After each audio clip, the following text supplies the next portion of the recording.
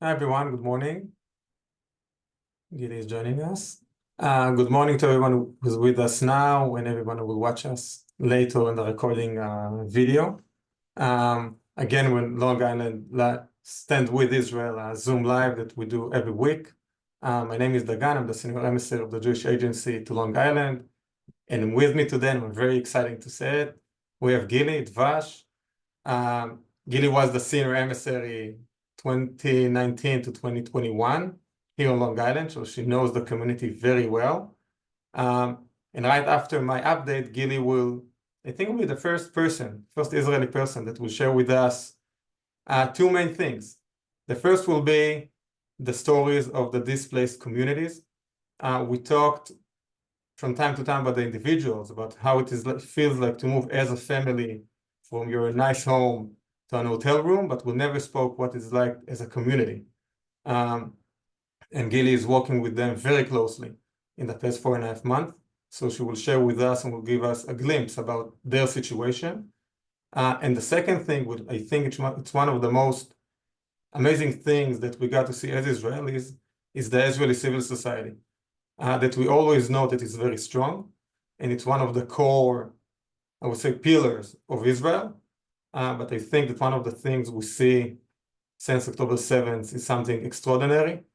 And Gili's Gili's company actually shifted their entire mission from what they were supposed to do to work with displaced communities. And it's just an example.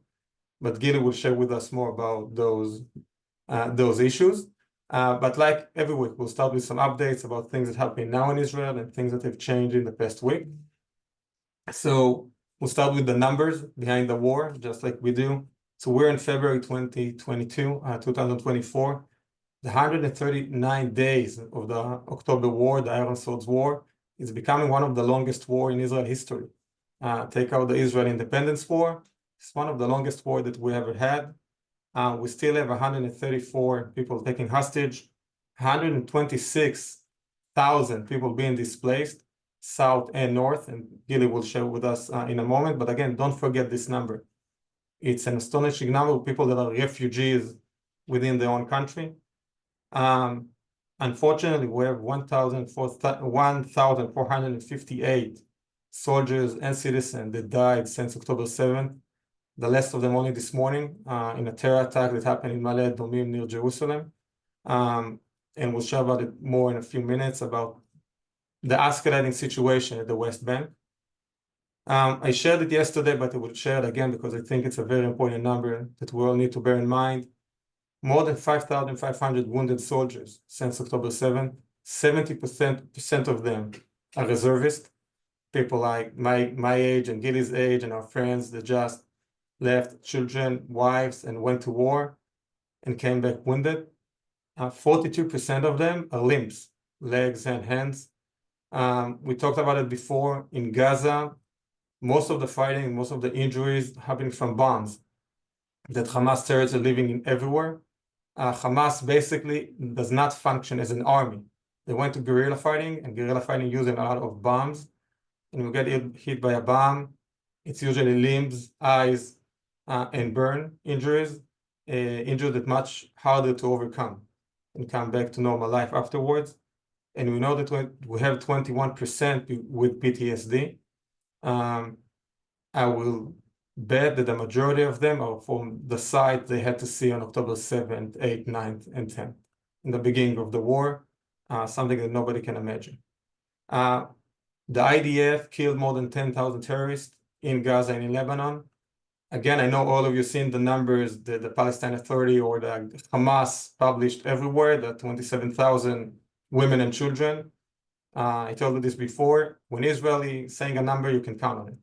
Because just like any Western army, we need to report back and we know who we hit and we know if it's civilians or a terrorist. So more than 10,000 terrorists. Go over the main sites that Israel is now fighting. Today we'll start with the West Bank, Judah and Samaria.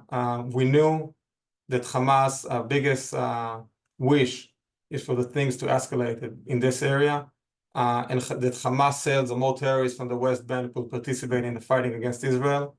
And unfortunately, in the past week, we saw it happening with 2 terror attacks that killed 3 Israelis and wounded 10 more. And again, the last of them was this morning in Ma'ale Adumim on a traffic jam, people on their way to work. 3 terrorists from Bethlehem, young adults, like 25, 26 years old, just came out of their car and started opening fire on everyone, basically. A police officer that was inside and a reservist soldier that actually, if you remember, Amit is from Amit's battalion. They just left Gaza 2 weeks ago. Went into contact and killed those terrorists and stopped something that could be much worse. But I think just try to imagine you're Israelis, we're living together with those Palestinians. The majority of them does not want to have terror or hit us, but you need specific individuals that will try to do something bad, and we can see the outcome. And again, a 26-year-old Israeli died this morning. And again, we know the thing can escalate very fast. And again, unfortunately, we see it, and there's not 100%. They cannot stop everything. So just all of us need to put it on our minds. Go to Lebanon, to the northern border. The war is still much happening. It's a silent war, but it's still very much happening every day. Missiles been fired to Israel, attacking in return in Lebanon. I mentioned last week, and I feel that it's important to mention it again. The Lebanese people are not our enemy. We never fought the Lebanese people. Even in '82, we fought the Palestinians that were sitting in Lebanon. And there is a very weird paradox with Lebanon, that the Lebanese government and the Lebanese people, and we can hear it every week, stronger and stronger, say we do not want a war with Israel. They are being displaced just like the Israelis, and they go against, and it was again very strong sounds this week, against the fact that Hezbollah decided to connect the fighting in the north to what's happening in Gaza with the Palestinians. A lot of the people in Lebanon are Christian, doesn't care about the Palestinians, doesn't feel they connected to them, and literally does not understand why they need to be displaced and die because something happened in Gaza 200 kilometers to the south of them. But this is the situation, and hopefully with all the hard voices from Lebanon say we do not want a war, we'll be able to go to an agreement soon for both sides. Will be able to go back home. But again, just like when we speak about Iran, we have no quarrel with the Persian people in Iran. Like, we don't care, like, 2 different sides. But this is the paradox in the Lebanese border. Going to the Gaza Strip, or the fighting in Gaza, we're getting very closer to the Ramadan. And I'm not an Islam specialist, like, there's a disclaimer, but I will try to explain what's the Ramadan and why it's connected to what we see now in Gaza and in the West Bank. So the Ramadan is a very holy time, very holy day for the Muslims. Basically, they fast for a month from sunrise to sunset, and they have a lot of different customs, but a very holy time for them, and they want to do it just like any other religion, in their way and with their customs. And in Israel, it's become a custom that they will go, as many of them that are able, to pray in the mountain temple in Jerusalem. And I will say, as an Israeli, every year when the Ramadan is approaching, there's a very big argument in Israel to how many Palestinians we can allow to go to Mountain Temple in Jerusalem. And again, we're talking about a place that is in the center of the old city in Jerusalem. Like, Jews and Israel and Muslims are there together. And again, although the majority of them does not want to do anything connected to terrorism, we need only 1 or 2 to escalate the situation. And of course, Israel agreement to the amount of people that will come depends on the security situation.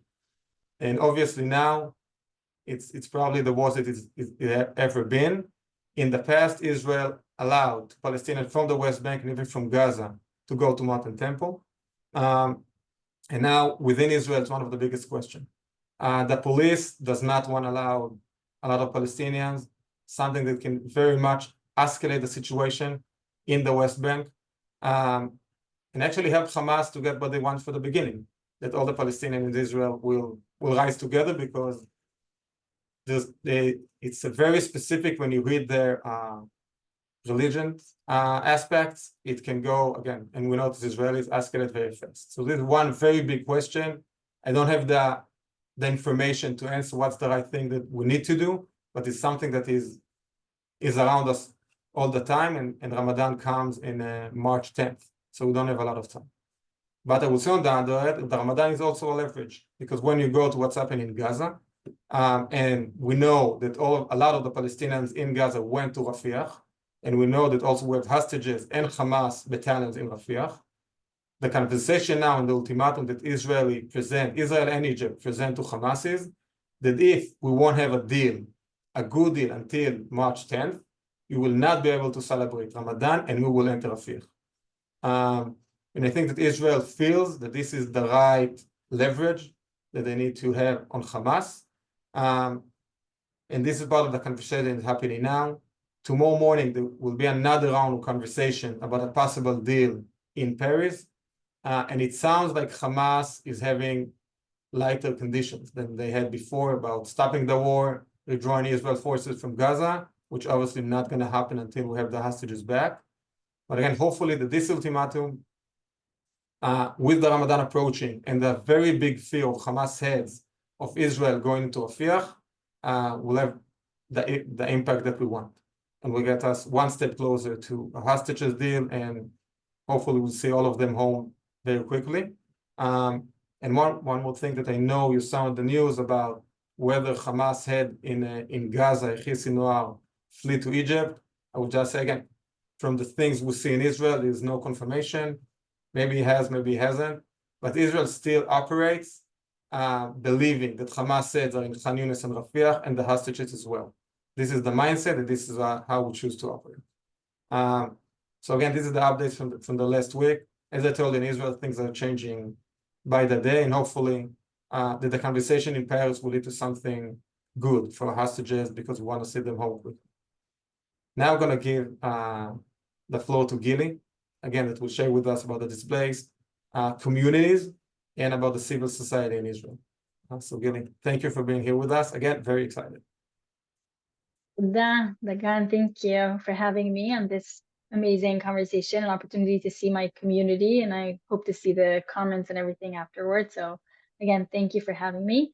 A lot of the people in the community that have been in conversations with me know that when I get excited, I speak too fast. So feel free to text me or message me or mark in any way that I speak too fast.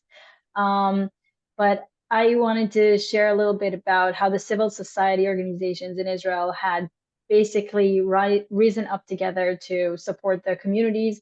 And it's safe to say that after October 7th, there wasn't one Israeli that wasn't affected by the war, whether it be the missiles striking most of the central places in Israel on October 7th, knowing people who were either injured, killed, or abducted during October 7th or any day afterwards. So many communities that have reservists, that many people who stopped working in their day-to-day life and went to fight for the state of Israel in Gaza, in the north, in Judea and Samaria, guarding different towns, the evacuees, supporting the evacuees, and many other ways. And the organizations of the civil society, some of them that were very active during the protest times, some of them that were new, some of them that had different agendas altogether, had sat down on October 8th and the weeks after to figure out how can we support the Israeli society at times like this to make sure that the day after, the Israeli society is strong again. The society in Israel is not going to be broken by this, because the biggest part of this is our spirit, right? We know that Israel is a tiny place. At this time, October 7th, the Gaza envelope was the one to be harmed, but in other other issues, it could have been our area. I live in Emek Hefer now. It's by Netanya, but it's also bordering with the Samaria area. Who can guarantee that it might not happen from here and that we will be the next ones to go? So from this deep understanding of shared faith, Goral Mishutaf, we understand that we have to support them now so they will be able to support us after. If it's in the economy, if it's in actual hosting people in our towns and in our communities, or even in our homes, and everything to do with supporting the soldiers in the front. So converting restaurants into food places for soldiers, and making sure that every nonprofit in Israel is looking at their agenda and their resources and figuring out how can we help in this situation specifically. I work in Bina, the Jewish Movement for Social Change, and we deal a lot with Jewish identity and how it looks like in Israel. I can say that I learned a lot from my work on Long Island, especially during COVID, and how we had to shift in so many ways and learn how to do community in a new way, that we can bring a lot of that knowledge from our friends around the world, from other JCCs, from other community centers from around the world, and bring that knowledge here. We're talking about not one family that their house was burned and had to leave their home and going into a hotel for a temporary time. We're not talking about even a few families. We're talking about dozens and dozens of families, hundreds of people who are currently displaced, as Dagan said, who are evacuated from their homes, from their communities, but also evacuated in essence or displaced from their community rituals, from their community on every structure of community they had. So you can imagine your synagogue, you can imagine your JCC, you can imagine your neighborhood even, and how you all had to go overnight or during the day after on a bus to a different place with whatever you could take in your hands or a suitcase, and for weeks and weeks not being able to come back to your home to pack up more. So in 4.5 months, seasons changed, kids grew, things changed dramatically, holidays came and went, and these families are still not back in their homes. And we're talking about different degrees of why they left and how they were evacuated to begin with. But a lot of it really affected their community resilience. So we're talking about on October 7th, 8th, and all the way through the 12th, communities from the south and the north of Israel, which are basically bracing themselves to whatever comes next, were evacuated into hotels, guest houses, bed and breakfast places, Airbnbs, all sorts of ways to live differently for that time being, supported by the government to some extent financially to be able to be evacuated from their towns. We're talking about families that had one or two of their family members, either reservists going to the army, either soldiers who are serving regularly in the army, people who were injured or anything like that, and people who had nothing to do with it, who had no connection to the war up until the point where they actually had to leave their home just for the risk of the war affecting their home. So as a community, some communities literally went on one bus into one hotel and are now living in a hotel together. Some communities were already in a one phase that they were in hotels, but then moved into urban spaces. Kibbutz Nirim moved to Be'er Sheva, Kibbutz Nir Oz moved to Kiryat Gat, Kibbutz Re'im moved into Tel Aviv, and they now live in buildings instead of towns. So think about your neighborhood, think about Plainview, think about Roslyn, think about Great Neck, and how now your surrounding looks completely different. You can't walk to the school like you used to. You can't take the same school bus as you used to, or anything like that. The school system had shifted into those hotels, into those spaces. So if you were already in a hotel area like the Dead Sea or like Eilat, a lot of the school systems opened up in a whole new structure in a different way in those hotels. And if you move to an urban space, a lot of those urban spaces open their own schools for your kids to join. And then kids from different places are now studying in other school systems, while the parents, in many cases, have to travel back to the south to work in the south where they're geographically connected, or to the north where they're geographically connected. Some of them had their jobs affected completely. And as a community, as people who are outside of this situation, we know that it's not just their problem that they are now evacuated. We're talking about, again, another circle of community that's now supporting these communities to help them through this crucial time. Understanding that if they don't have a communal space to grieve because bad news are still coming, then we need to be able to help them and support them through this time. And if they need a place to celebrate a holiday like Tu B'Shvat that we just had, or coming up Purim, how do we help them shape that ritual in this new era? How do we help them celebrate their time together in times that they might not feel comfortable celebrating just yet? Purim is such a holiday that is so joyous. Can they celebrate? How will they celebrate? What will that look like if they can't be in their own homes, in their own streets, or anything like that? We're talking about spaces in which the elderly are used to seeing their kids and grandkids on a regular basis, and now they're living in buildings and they might not be able to see each other that often. How does a community celebrate the bar mitzvah year for their kids? In a kibbutz movement, it's very common to have a bar mitzvah project, just like in synagogues and communities around the world. How do they do that now? If they can't act in their own spaces, what is the mitzvah they're going to do? What is the project they're going to run? How can they even think about doing something for someone else where they now need to be so supported. And we believe that it's going to be very good for them to actually do something for someone else. I think it builds agency, it builds resiliency to support someone else. And it's crucial in our mind to do it right now. And it's crucial in our mind for them to be able to celebrate those things together as a community. But as I said, we know it's not just their problem that they are now evacuated. It's not just because it's not their fault, it's not their responsibility, and they really don't have a place to go back to yet. So the entire society around them is really, really anchored in helping them. We're talking about communities that the cities in which they moved to are supporting them with the school system, with opening up their community centers, with creating new programs for them, with celebrating the rituals with them and for them, and doing things together as a community. And we're talking about communities and organizations that never did anything similar to that. So in my organization, we usually work in the urban spaces. We work somewhat with the kibbutz movement, but now we need, and we think we need to work more with anyone who's displaced to help them celebrate anything, right? So the Jewish holidays and the Jewish times are celebrated more by time than by space. And if we can help them create that space in a new place, can they still have a Kabbalat Shabbat together? Can they still have Friday night dinner together, even if there isn't a dining room? How can they mark time in a play and in a way that will really increase their resiliency? Because we believe that there's a lot of Jewish tools in the toolbox that can help build resiliency. And that's what we do in Bina specifically, but other organizations are doing the same, supporting them wherever they are, knowing that this is a transitionary time. They're going to be in that space for between 6 months and 18 months, some of them a little bit more, maybe, we don't know. It really depends on how the war will affect those areas and how much time it will take to rehabilitate some of these towns. We don't yet know what's going to happen in the north. And knowing that it's going to take some breath from the entire society in Israel, not just from them. And we all need to be very, very harnessed into supporting them at this time. Wow. It sounds amazing. I think for me as Israeli, it's one of the things that make me the proudest the most, is to see all those people go to reserve and all those people with the civil society doing all those amazing things. You're working with the displaced communities all the time. Can you share with us their mindset, how they experience the situation?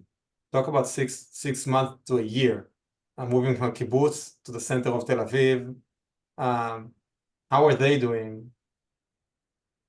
So I think it really depends if it's a community that was structured well to begin with, or a community that's not as structured. So the difference between a community of a kibbutz that's strong to begin with and has 3 meals in their cheder ochel in the dining room together, like kibbutz Nir Oz, that had a really, really strong sense of community before the war, to a city like Sderot that doesn't really rely on community structures, maybe around synagogues, maybe around specific neighborhoods, maybe around the urban kibbutz, but when they are displaced, they're not necessarily displaced as a community altogether, and they don't have the rituals to come back to. So they might need more individual support.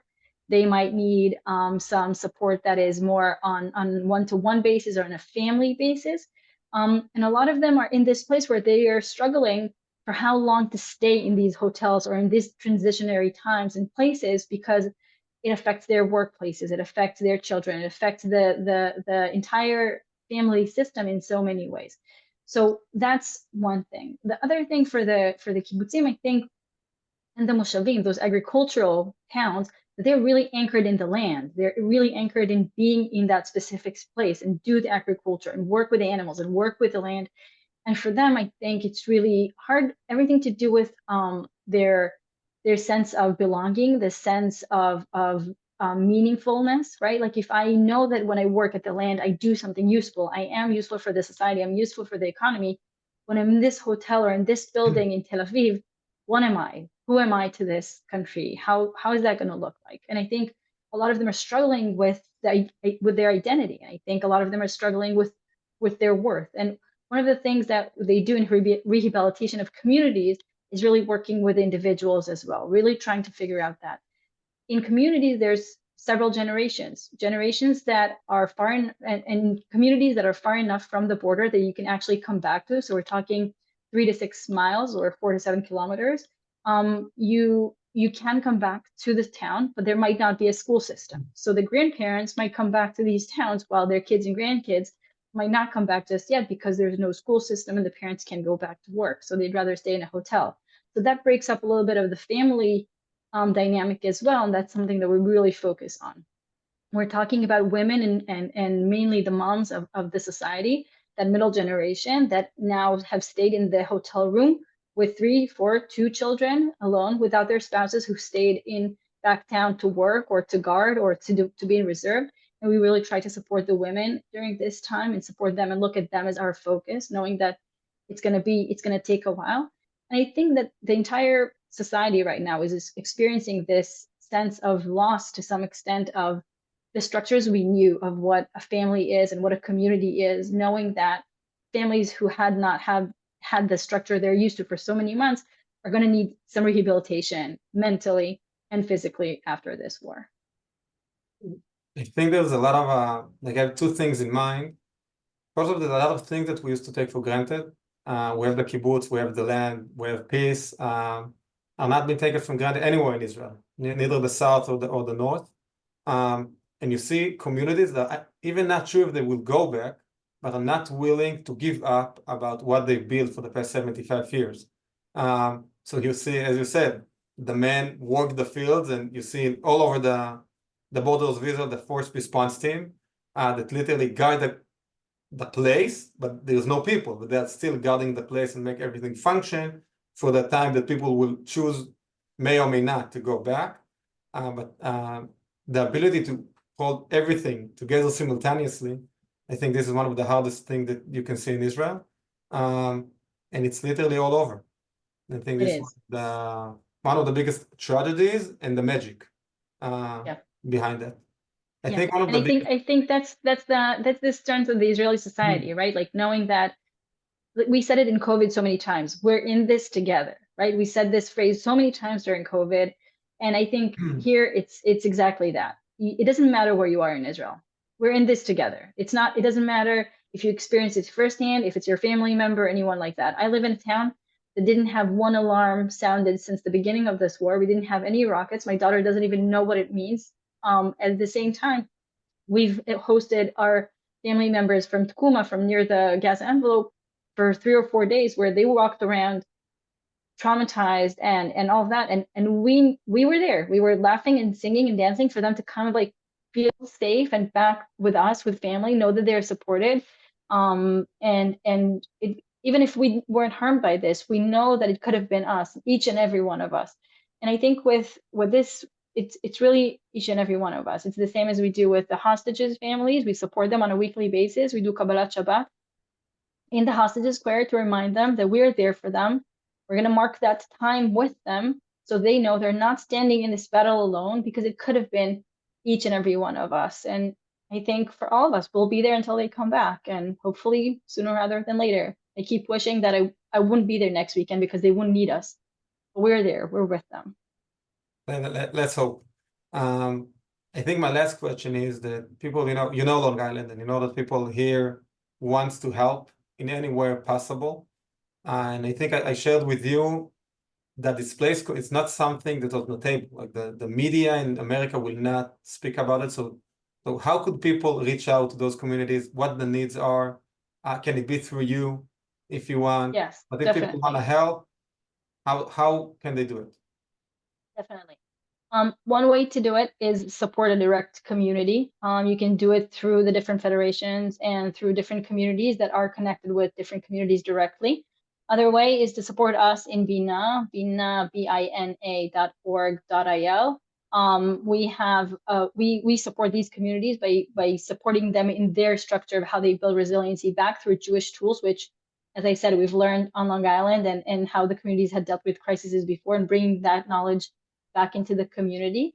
And you can support through the Jewish Agency, who has a foundation that supports people who were hurt by terror actions. And all of the evacuees are considered that right now and are under that umbrella, and will be getting that support directly. Amazing. And again, I will share with all of you that's been registered Gili's information and Bina's information. And again, I know this organization for a long time, and you know Gili, and that's why she's here. And they're doing what the needs are, not just general things. They meet the communities every day. And again, I think one of the most important things for me as Israeli is that displaced communities will not lose sight from. I know the hostages is always been discussed. I know the war and the soldiers always been discussed. But guys, it's 126,000 Israelis. It's a big percentage from the Israelis, and it's those exactly the people that guard the borders of Israel all over. So the people that even always sacrifice the most. So again, just bear it in mind.